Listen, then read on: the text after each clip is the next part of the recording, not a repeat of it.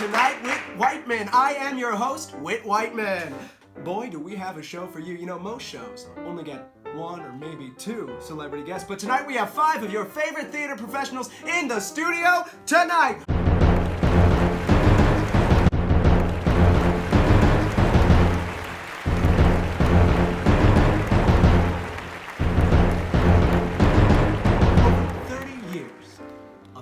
Entertainment from all these folks. Please welcome my first guest, via satellite, Caroline Krolicki! Hi, Caroline. How are you this evening? I'm doing great, Whit. I'm so excited to be on your show.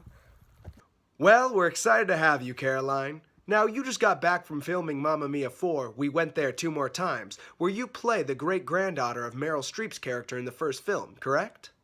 Yes, and working with Meryl's android replacement is so great. You really feel like you're acting with the real thing. Yeah, we tried to have her on tonight, but she short-circuited before we could even get to rehearsals. But now I'm here, so we don't really need her. Haha. Of course, Caroline, of course. I know this film is a big break for you, and it got me wondering, how did you get your start as an actress?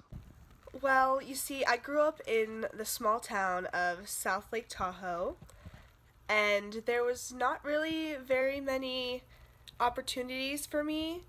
So I grew up on the Nevada side, and I went to a high school called Whittel, and there were a total of 150 kids, grades 7 through 12. They didn't even have a theater classroom, much less a theater teacher.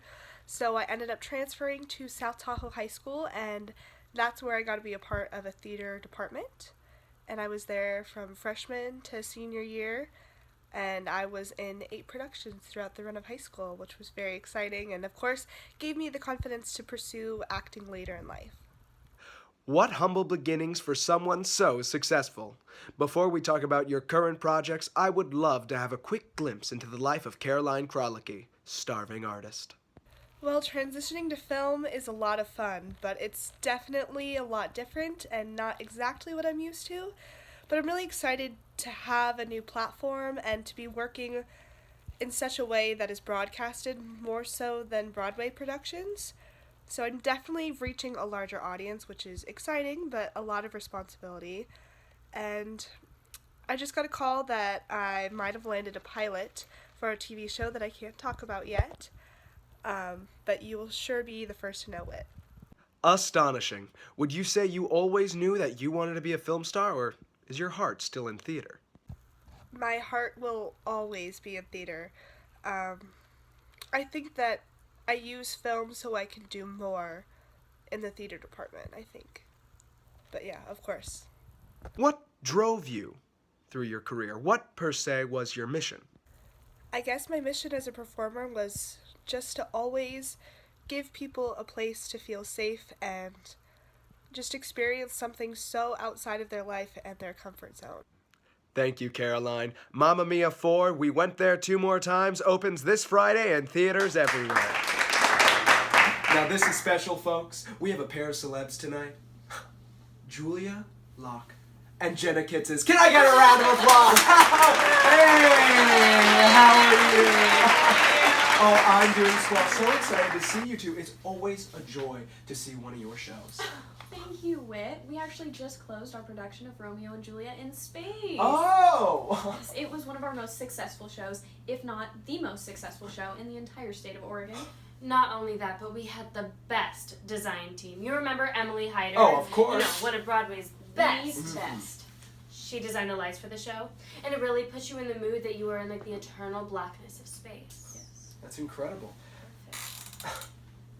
But what I'm wondering is what happened before all this success. What was your life like before you met?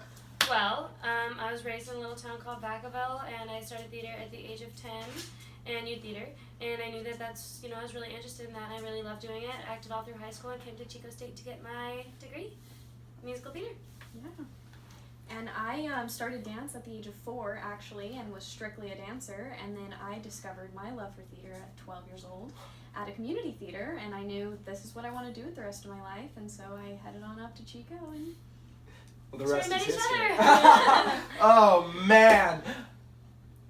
is so great that you two have stayed friends. Personally, I couldn't stand anyone in any of my college classes. That's so long ago now. Well, really, it was our friendship that kept us It going. really was. But really, shout out to Matty Miller. Matthew wherever T. he Miller, be oh.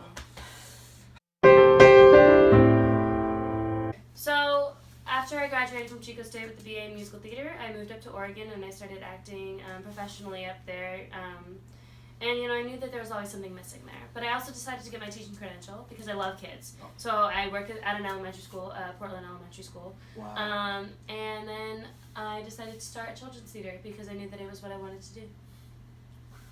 Yes. Julia, how did you get into this? What did you do after meeting your longtime partner, Jenna? After Chico State, I went to Cal State University Long Beach and got my MFA in theater management because I knew that I wanted a place for kids to come and discover their art.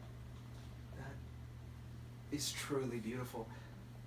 So, if you could compact this, what impact would you say you've left on the world?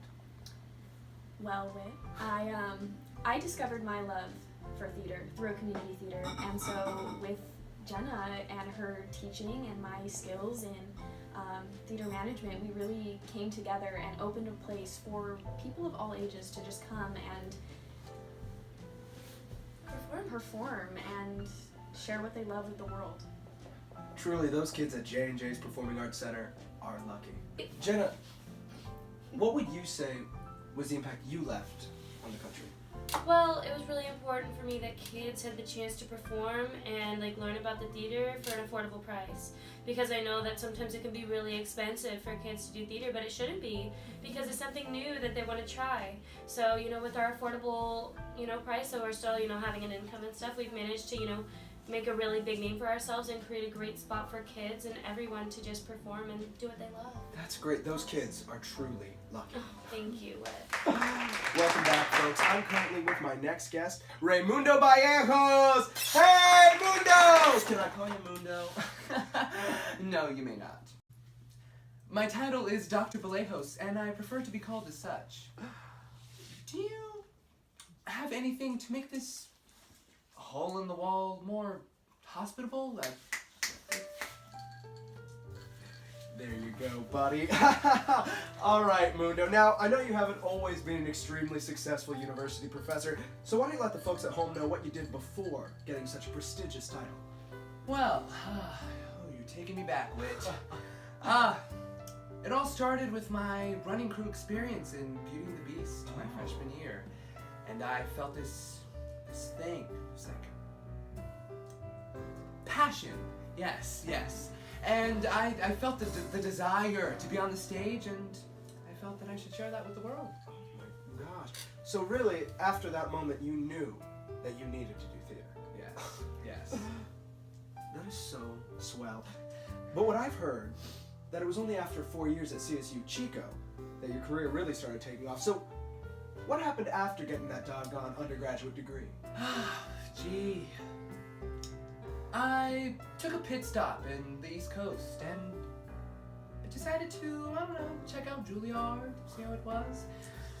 Got my master's degree in acting and I left because it's too humid and the West Coast is for me, and I decided to teach over here. It's not worth it over Well, the West Coast is the best coast. there. Yes, indeed. I am on the edge of my seat from your choice. Thanks. So, if you could, tell me where this leaves you. What would you say you've done for the world? The fire and the passion within me, I feel I have definitely spread over the years, especially with my teaching at UC Irvine. I definitely love being the head professor of the theater department. Well, thank you, Mundo. You've really done us a great service. Thank you.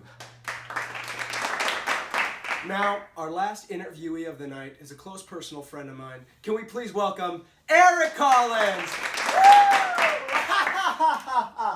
Hi, Eric. How are you? Well, I'm doing great, Whit. How are you doing?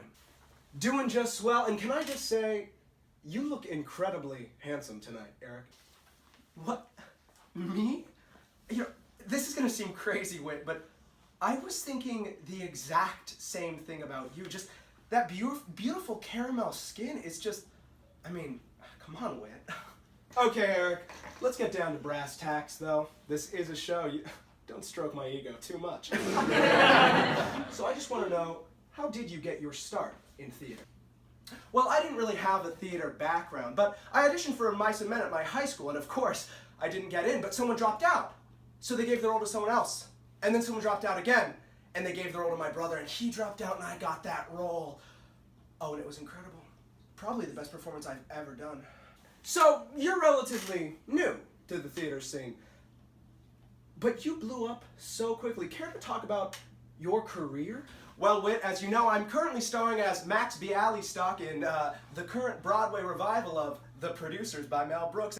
And every night I can see Nathan Lane's ghost in the back just scowling at me. He is known to do that. But that's not all you did, was it?